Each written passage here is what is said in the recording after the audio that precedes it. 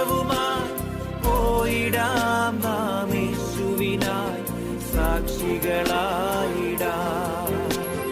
പോയിടാം നാം. Reading from the book of Numbers, chapter 22, verses 1 to 41. Then the Israelites journeyed on the camp in the plains of Moab, along the Jordan opposite Jericho. Now Balak, son of Zippor, saw all that the people of Israel had done to the Amorites, and the Moabites were exceedingly afraid of Israel, because they were a very numerous people. In fact, they were terrified on account of the presence of the people of Israel. So the Moabites said to the elders of Midian, "Look, this horde is going to eat up everything around us, as easily as an ox eats up the grass of the field." Now Balak, son of Zippor, was king of Moab at the time.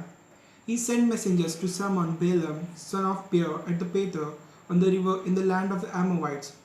Balak said, "See, a people has come out of Egypt. They are covering the face of the earth and are settling opposite to me.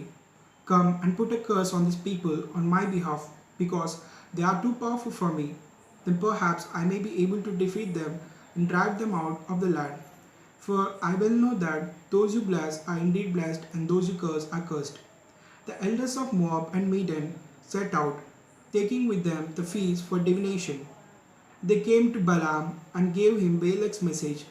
Balaam said to them, "Stay here tonight, and I will give you whatever answer the Lord gives me." So the Moabite princes stayed in Balaam's house. God came to Balaam and asked him, "Who are these men with you?" Balaam said to God, "Balak, son of Zippor, king of Moab, sent them to me with this message. A people has come out of Egypt and is covering the face of the earth. Now come and put a curse on them for me. Perhaps I shall then be able to wage war on them and drive them away." But God said to Balaam, "You shall not go with them. You shall not put a curse on them, because they are blessed." Next morning Balaam got up and said to the princes of Balak, "Return to your country, for the Lord has refused to let me go with you." So the Moabite princes returned to Balak and said, "Balaam refused to come with us." Balak again sent other princes, more numerous and more distinguished than the first. They went to Balaam and said, "This is what Balak, son of Zippor, says. Please do not refuse to come to me. I will greatly honor you. Whatever you tell me, I will do. Only come and lay a curse on these people for me."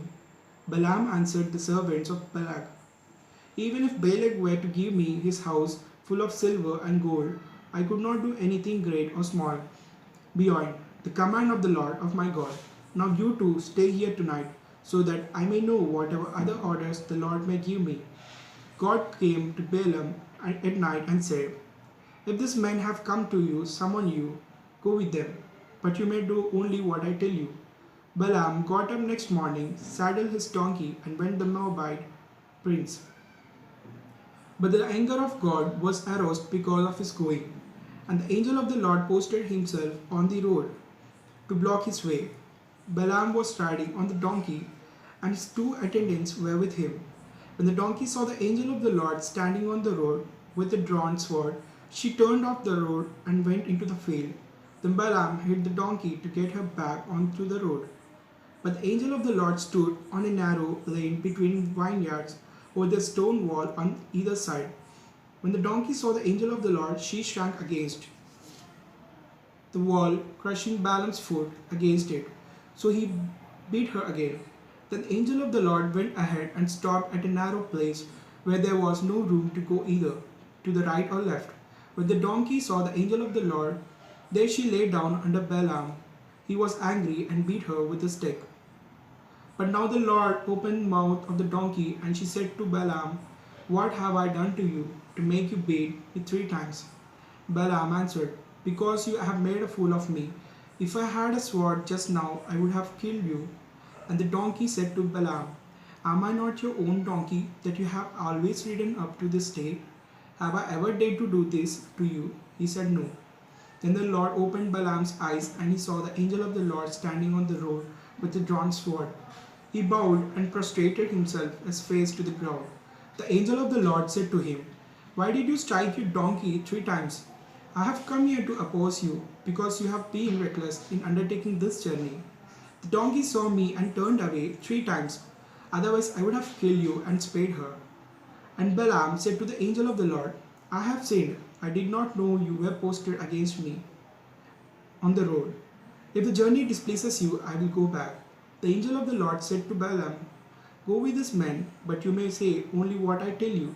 So Balaam went with the princes of the Balak. When Balak heard that Balaam had come, he went out to meet him at the boundary city of Moab on the Arnon. Then Balak said to Balaam, I sent an urgent summons to you. Why did you not come to me? Did you really think I could not pay you well enough? Balaam then said to Balak, Now I have come to you, but what power have I to say anything?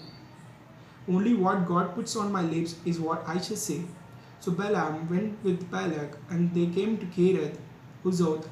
There Balak sacrificed cattle. He sacrificed cattle and sheep, and gave some to Balaam and the princes who were with him. The word of the Lord. പോയിടാം നാം